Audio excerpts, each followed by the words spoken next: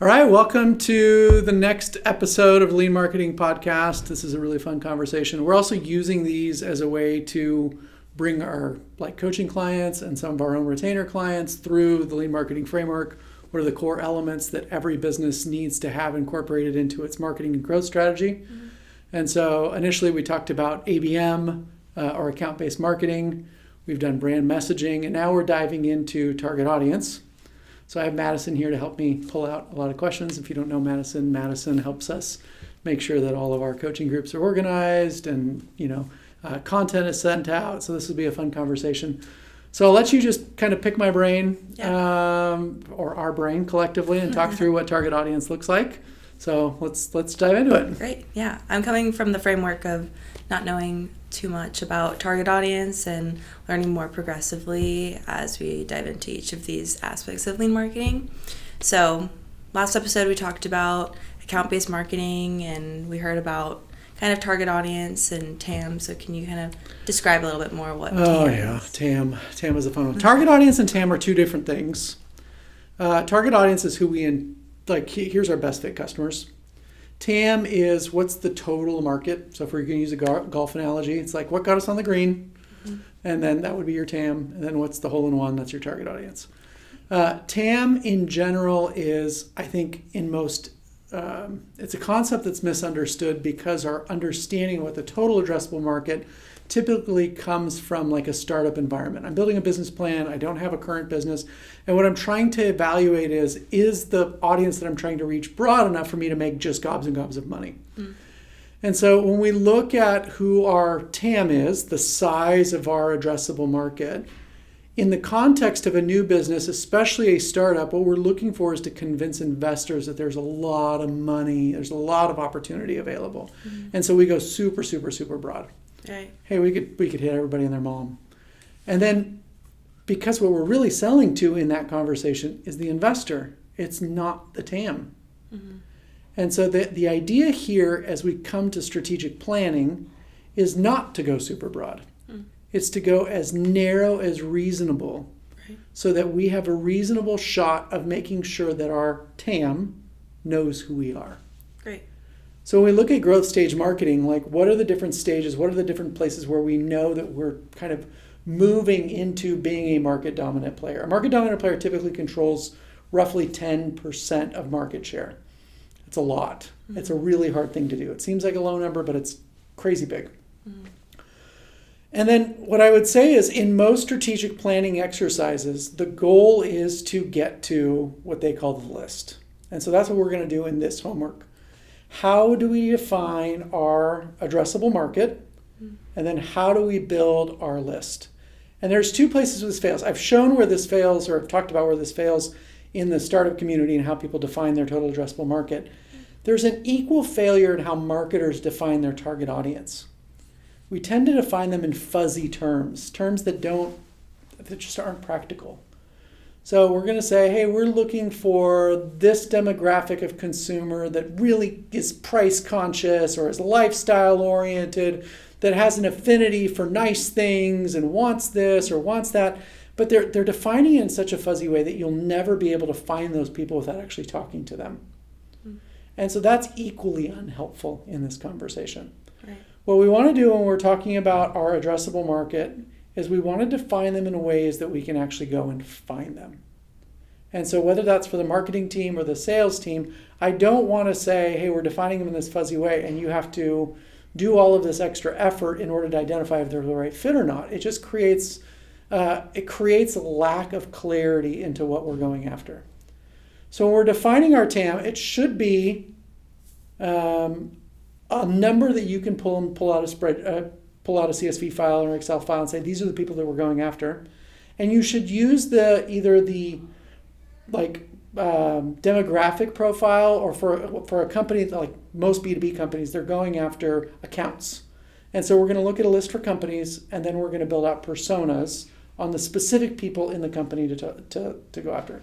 So I'll let you kind of pick that apart in a minute. But in general, what I'm looking for is 200 to 10,000 either accounts or companies that says, hey, sales team or marketing team, go get these people. Does that make sense? Yeah, that makes total sense. So where do you start with that? Like, where is the first place that... Love it. So I'll give 2 places because this is going to break down for B2C. B2C doesn't do that. So let's focus on B2B first and then redirect me and come back to B2C. Okay. So B2B, what we're doing is we're going into something like ZoomInfo, LinkedIn Sales Navigator, Apollo, some sort of tool that lets you build your list. Mm-hmm. And you're going to then build out the criteria of what makes a targeted account, the company. Mm-hmm. Is it in a specific industry vertical? Does it have a certain number of headcount for employees? Does it have a certain revenue profile? They're 2 to 100 million. And then you may want to include geography to it, right? Like we're building out our TAM for this next 3-year period to be, companies that are in California, that are in professional services, that have 30 or more employees, that are B2B but not in manufacturing. Like whatever that criteria is, be very, very clear of it. So step 1 is build the criteria using a platform so that you can align to what options are available to you. There's a lot of really cool things in different programs, things like intent data. Have they grown more than 10% or shrunk more than 20% last year? Mm-hmm. If you're a consulting firm that does business process improvement, you're going to be looking for organizations that are really pulling back on their headcount resources, and you can help them drive a ton of efficiency and drive a lot of profit without adding headcount. That's a really fun conversation to have. Yeah. And you can identify the companies that are doing it based upon that growth trajectory. Mm-hmm. There's also platforms that scrape what sort of technology platforms they use. Mm-hmm. So tell me what organizations are running HubSpot, or tell me what organizations are running Salesforce, or what organizations are running this tool or that tool. And what it does is there's a lot of data that these organizations purchase that helps you to land at the right fit. Right. And the reason that I want you to go smaller, something that's reasonable, is over the course of a year or 2, what I want you to do is to put together a tactical plan that says, all of these people should have heard of me by now. Mm-hmm.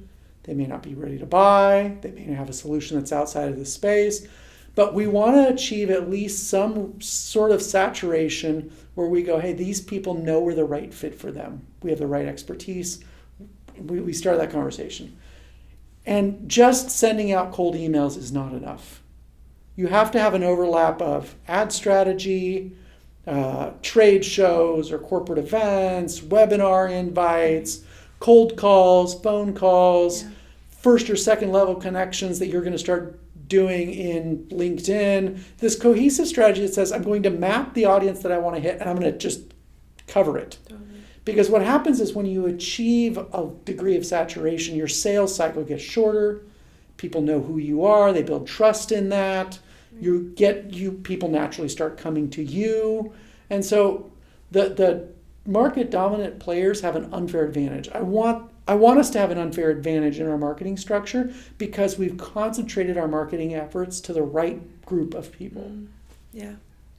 It's like eliminating waste. Yep, eliminating waste. That's exactly it. If you're just throwing things against the wall and says these people should care, and they don't care, you've done something wrong in your targeting. Yeah. And that becomes a really important conversation. Totally. And if the sales team is just doing cold calls and then you have a very low conversion rate, that's probably part of the problem. You haven't defined your TAM correctly. Mm-hmm.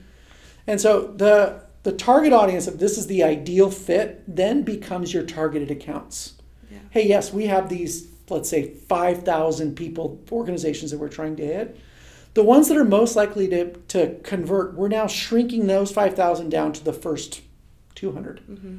And so that becomes the target. And then you take those target accounts and you put together an account penetration plan or an account plan or whatever you're going to call it in the sales world. And you're going to say, how do I make sure that this first focus group that are most likely to convert, we're going to focus on them first. Yeah.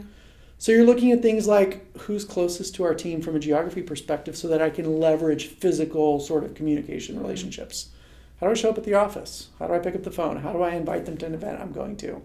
How do I find a second level connection or a current client or a friend that we're already in business with and say, hey, would you introduce us to so-and-so? Mm-hmm. And so then you take your TAM, you shrink it down to that sort of account list, targeted accounts list, and you build a plan around that, and then you expand that out when you reach saturation. So once you've got 10% of those, Expand out your audience bigger so you have more people to connect with. Great. Sometimes we can't control the whole sales cycle, right?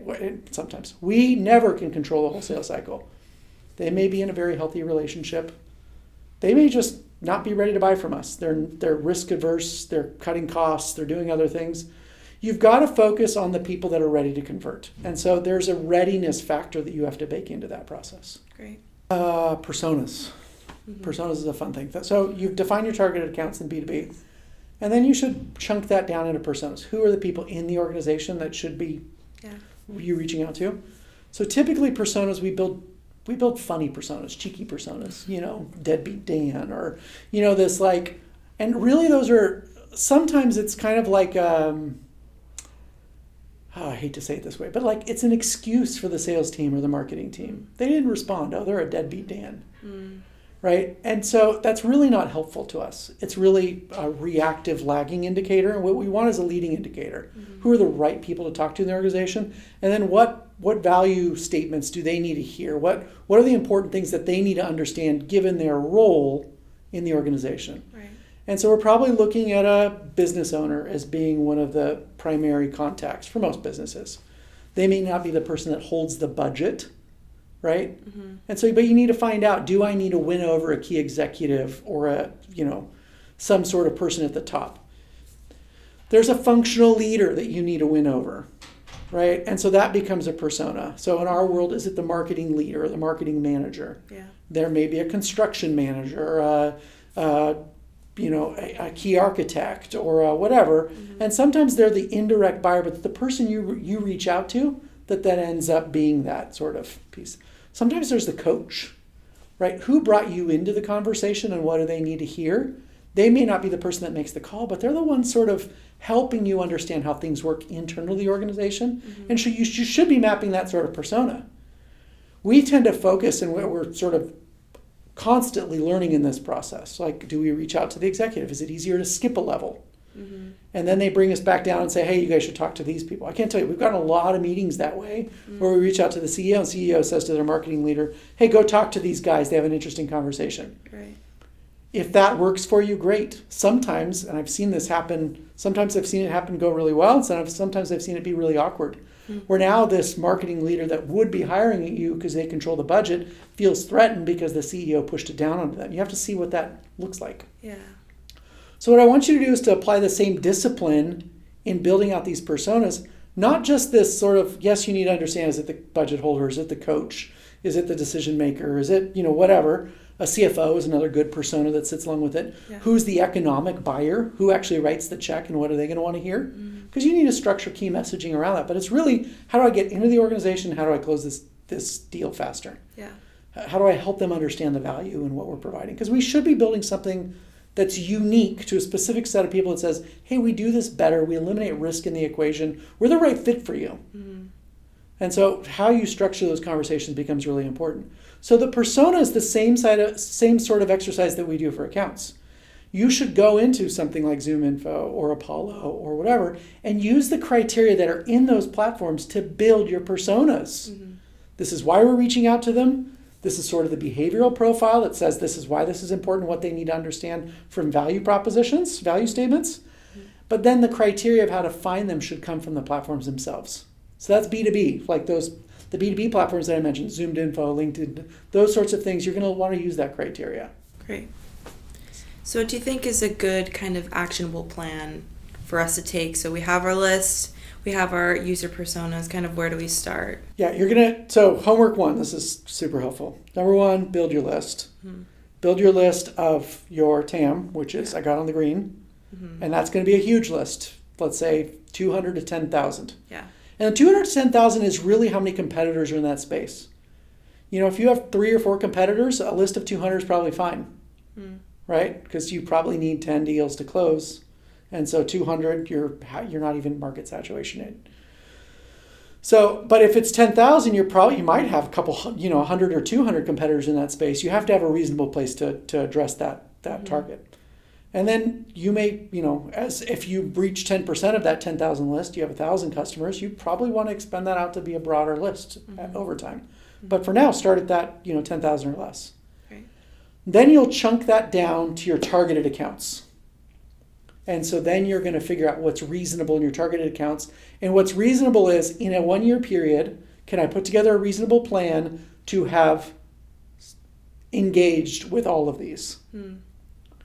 I've sent them a cold email sequence. I've sent them LinkedIn invites. I've done my due diligence and, making introductions via cold calls. I've invited people or showed up at the places where they would naturally be in trade shows. I've relationally tried to connect and build those relationships. Right. And this is one of those things. It feels like it's old school. It feels like the sales strategy is old school. I'll tell you, with AI becoming so prevalent, with the ability to send out 1 million email blasts and all this other stuff, we have to go back to old school. Yeah. We have to go back to how do I cut through the noise and build relational, because there are no barriers geographically. And so how do you create an unfair advantage? One of the ways of creating an unfair advantage is to lean on face-to-face real relationships again. Totally. So build a big list, build the target accounts of who everybody I'm going to hit, and then take your target accounts and chunk those down into the key people you need to hit in the organization, and that's your account plan. Great. So we're just funneling down. Yep, funneling down. Yeah. Going from really like what's reasonable, what's our target, Great. And then what's actionable. What are we going to really do in our marketing plan? Great. Let me transition this to B2C, because this is a completely different game in B2C. Yeah, no, that's helpful. So a B2C business, you can't go to LinkedIn and get this list. This gets really hard. And so the tool set that you use in B2B marketing is completely different than the tool set you use in B2C marketing. Great. B2C, what you're doing is defining your TAM by the reasonable amount of customers you're trying to reach. If you're a local business, it's going to really have a local flair to it. Pierre, who's one of our coaching clients, I love Pierre, but he owns 2 dry cleaning businesses. And so in our coaching, how do we define out who the reasonable people that live around that area?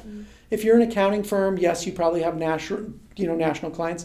But you could look at, hey, we're the largest CPA firm in Orange County, and we're looking for businesses that are in 5 million to 500 million in Orange County. That's our sweet spot, right?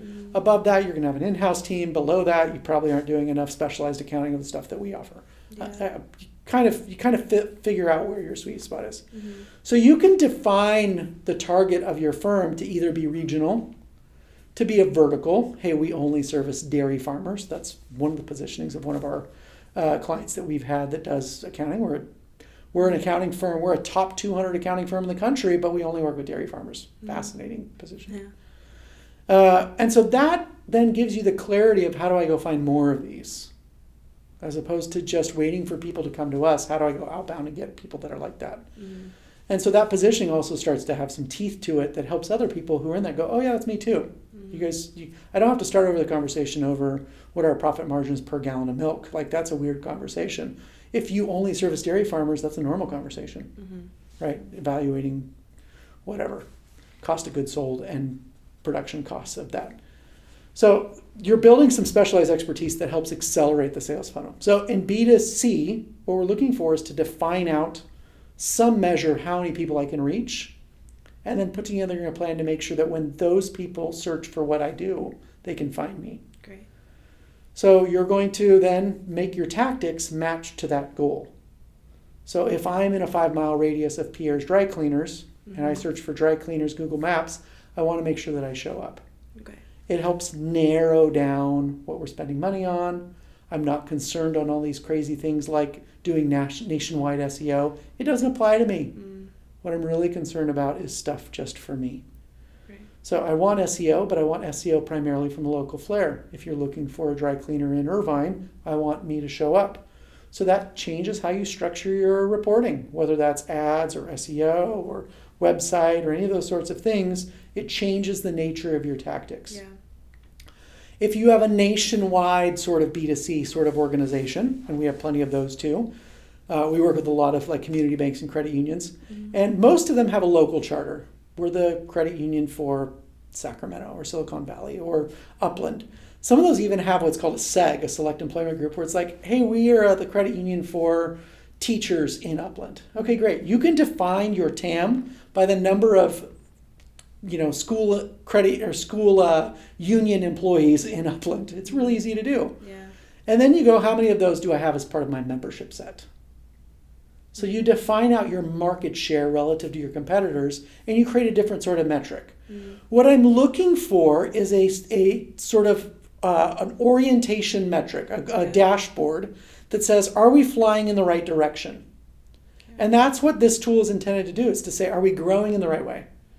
So if you've defined out what your TAM is, and you can define out where I'm starting at, how much of this market share I own, you can say we're doing the right activities. This is yielding the results that we look for. Hey, we were at 0.5%, and we're now at 0.78%. Hey guys, we're growing in the right direction. Yeah. How hard of a problem is this to solve? Most people haven't even defined the overall bucket that they're trying to reach to even know what market share they have. In B2C marketing, especially when you get really big, there's a lot of really fancy tools to do this. Yeah. But there's a ton of them that exist in the smaller space that you can pay $100, $200 sort of thing, or engage an agency that pays a couple $100 a month for some of these tools to tell you what that looks like, to look at a competitive set and go, hey, what is my audience? And then here are my top 2 or 3 competitors. What's their brand voice or brand share in this audience? And you can start measuring that through based upon either search intent keywords, a geographic location, that sort of thing. You need a place to pick off and say, are we doing the right things? And this becomes that sort of orientation metric. Great. Yeah. Thank you, Paul. That was really helpful. I love it. We'll talk about a bunch of specific tools. I can give you probably 10 or 15 tools in any one of these. Don't use 10 or 15 tools. Use 1 or 2. Like, pick the thing that's most actionable, that aligns closest to what you feel is reasonable. And then you kind of grow into it. I'll tell you one. We're working with a brand, and we're working with their kind of define their couple top competitors. We're using an SEO tool to measure their share of voice. And it took us 2 years, but we were just crushing it. We went from having 2% and our market dominant leader had 10% to the point where we were at 15% and they were at 2%. And it took a couple of years to get there, and we were patting ourselves on the back. Yeah, that's great. And then the CEO went to go have a buyout conversation with that other company. Wow. And we went back and realized, wait a minute, our metrics way off. They're still crushing it. Yes, we're crushing it. We doubled or tripled our revenue in that period. But they're doing just fine too. They're still at that same level. They just cut back dramatically on the marketing that we were tracking. And so over time you learn, hey, I need to adjust what my tool is and what my metric is. And that was sort of a thing that gnawed at me, like, oh shoot, we were measuring the wrong thing. Yeah. And then I realized, no, we weren't. We weren't measuring the wrong thing. We were measuring the thing that was in front of us that was most addressable. And then I needed to apply more nuance, more development. So we ended up picking 2 other tools that overlaid with those tools. We won the SEO game and the search game, but that's a long tail predictor, right? Over time, we're going to dominate them because every time somebody searches for this, we're going to show up and they won't. Yeah. But they had been in the market for 10 years before us. So all we're doing is playing catch up in that regard. Right. So if our competitor doesn't fix that, 10 years from now, they're going to get crushed. Yeah. But now I have to start measuring things like brand mentions, when you look at case study sites that are kind of using those products, you can pull out a scraping tool that says, tell me all these other metrics of how these brand mentions are happening. And now we have a different competitive set to kind of orient against. Right. Okay, so if you're putting together your lead marketing framework, and this is your brand focus this month, build your list, build your targeting personas, and then measure what your search impression share, your market share is, your starting point, whatever your starting point is, figure out what your starting point is so that at the end of the year and quarterly, you can incorporate this in your scorecard. Are we growing in the right ways of saturating our target audience? Yeah. Great. Cool. Thank you guys. This is fun. Yeah.